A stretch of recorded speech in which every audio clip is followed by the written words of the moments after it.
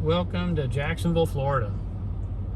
So my favorite two things is to say visit Jacksonville, Florida, visit St. Augustine, Florida. Those are my favorite things to say to people. So a lot of our videos are related to those two cities that I work in and I traverse back and forth and have investments in.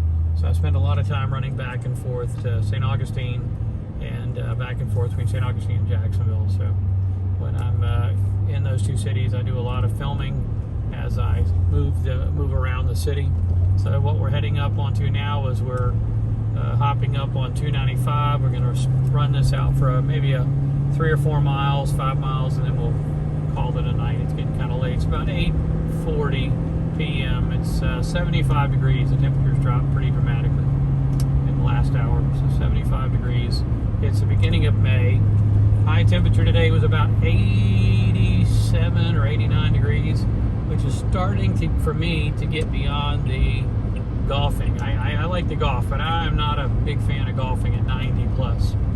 I prefer to golf at 80, 85 with a breeze, 75 with a breeze. So with this, when you start getting up in the 90s, that's a little warm for me. All right, so you go to the right, that's J. Turner Butler.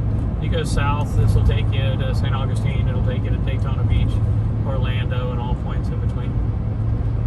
So, like I said, J. Turner Butler, or JTB, is running overhead right now. This intersection here was about a $250 million intersection, if I remember right. Built sometime. Really, it was built in multiple stages over the last 10 or 12 years, and probably is out about $500 million.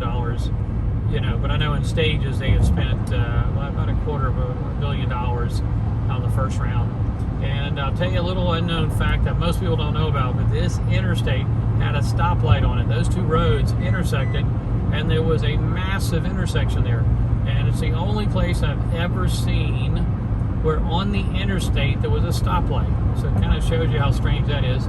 At the time, they didn't call it the interstate system because it was a stoplight, so they had to call it 9B, State Road 9B. And so when they finally got rid of the stoplight, forever and ever and ever, it took forever to get rid of it.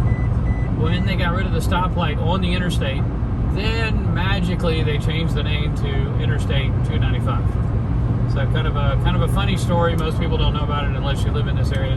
But you used to be racing along at 60, 70, 80, 90 miles an hour, and there was a stoplight on this road. And it was a mess. And it would back up for miles and miles. And finally, the powers that be made a smart decision to put in that big spaghetti interchange there. And then that really helped to do that. Now, this area right now is about right here. It's 1, 2, 3, 4, 5 lanes across with 2 toll lanes on the left. So that's 7 lanes, this is the model of what we're moving towards for the whole North Florida area.